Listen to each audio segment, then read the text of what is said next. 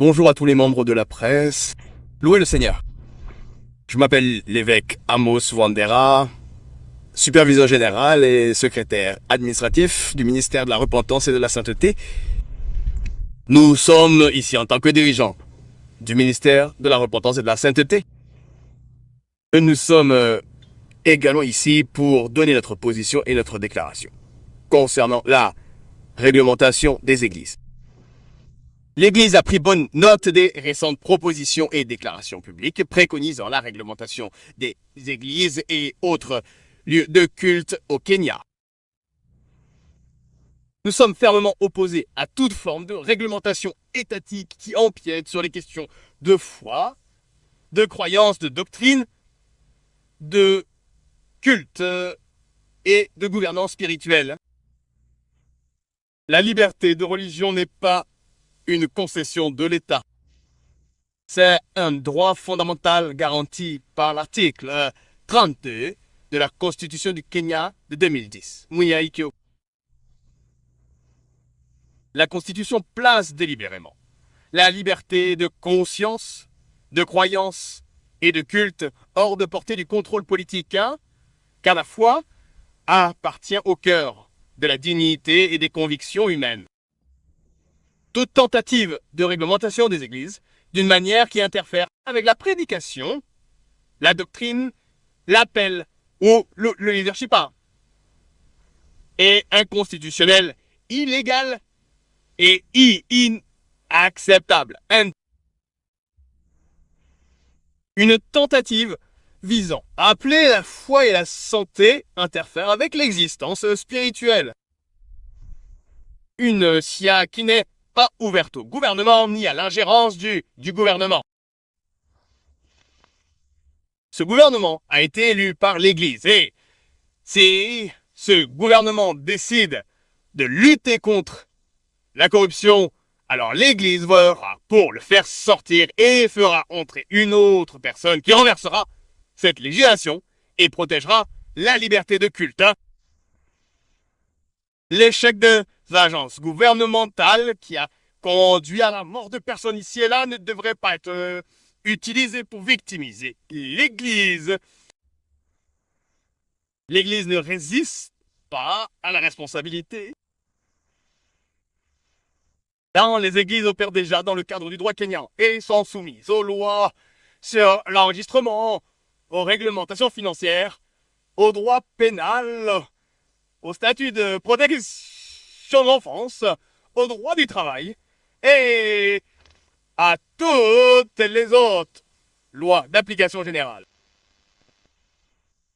Lorsque des crimes sont commis au nom de la religion, la loi doit prendre toute sa mesure contre les contrevenants individuels.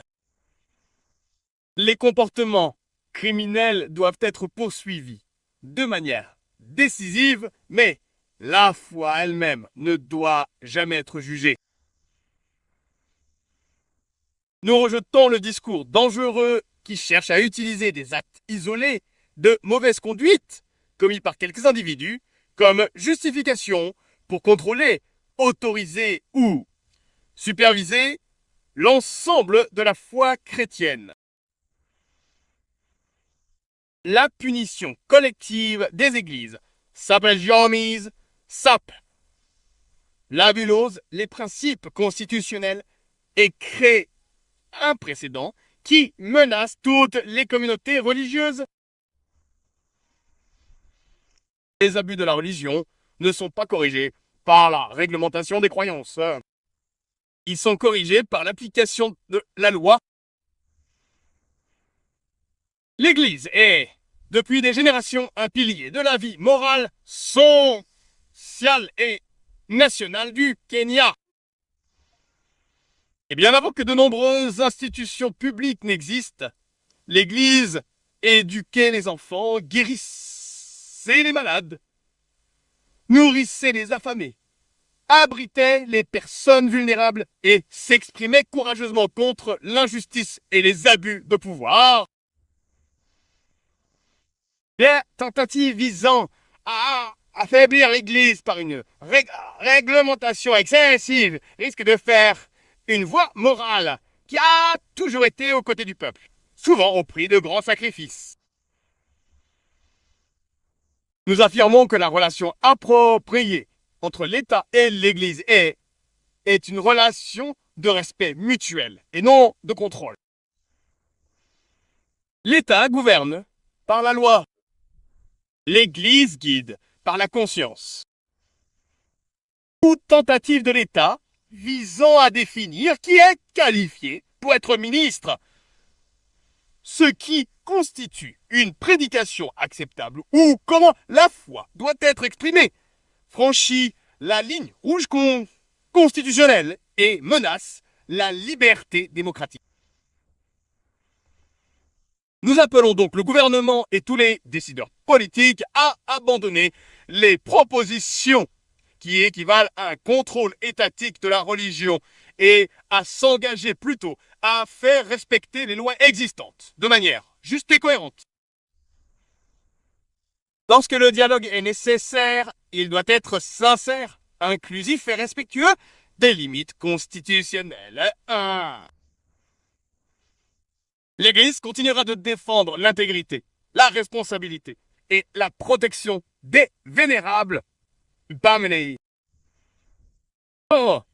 Cependant, nous défendrons également, sans excuse, la liberté de pratiquer le culte, de prêcher, de croire et de servir Dieu, sans ingérence de l'État. La liberté religieuse n'est pas négociable. Elle est fondamentale pour notre démocratie et pour l'âme de notre nation. Ce communiqué de presse est publié au nom des 737. 7 membres des conseils nationaux et des évêques du ministère du repentir et de la sainteté, et de plus de 300-400 églises à travers le Kenya. Avant de terminer, j'aimerais donner à l'archevêque principal l'occasion de dire quelque chose. Merci beaucoup. Merci beaucoup. Notre secrétaire général à l'étranger et administratif. Je m'appelle Michael Nizan. Je suis l'archevêque principal du ministère du repentir et de la sainteté. Et ce que nous déclarons aujourd'hui ici en tant que ministère de repentance et de sainteté est très ferme et très clair. Nous ne tolérerons et ne pouvons tolérer aucune ingérence de l'État dans les affaires de l'Église. Il est très clair, même dans la Constitution du Kenya et même dans la Bible, que le Dieu Tout-Puissant est suprême. Suprême au-dessus de tous les êtres humains et suprême au-dessus de toutes les nations, de tous les gouvernements. Par conséquent, si Dieu est suprême, comment l'État peut-il à nouveau dire qu'il veut réglementer les opérations du Dieu suprême? Qui donne cette autorité à l'État? Qui a placé les fonctionnaires de l'État au-dessus du Dieu Tout-Puissant? Nous rejetons totalement le projet de loi proposé pour réglementer les églises. L'État n'a aucune autorité pour interférer dans les affaires du Dieu Tout-Puissant. Même la Bible est très claire.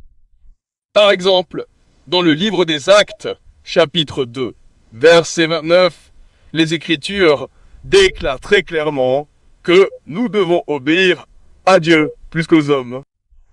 Dieu est au-dessus des hommes, au-dessus des autorités de ce monde, au-dessus de tous les gouvernements, au-dessus de tous les rois.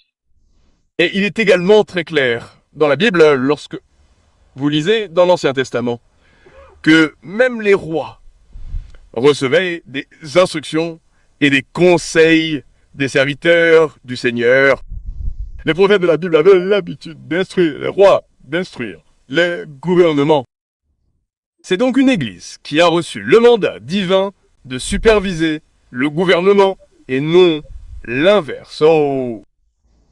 Si des cas criminels, des individus se livrent à des activités criminelles et se font passer pour des pasteurs, alors la loi doit être appliquée dans toute sa rigueur.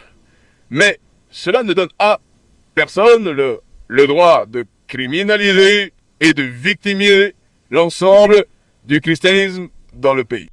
Nous rejetons ce projet de loi visant à réglementer les églises dans les termes les plus forts possibles.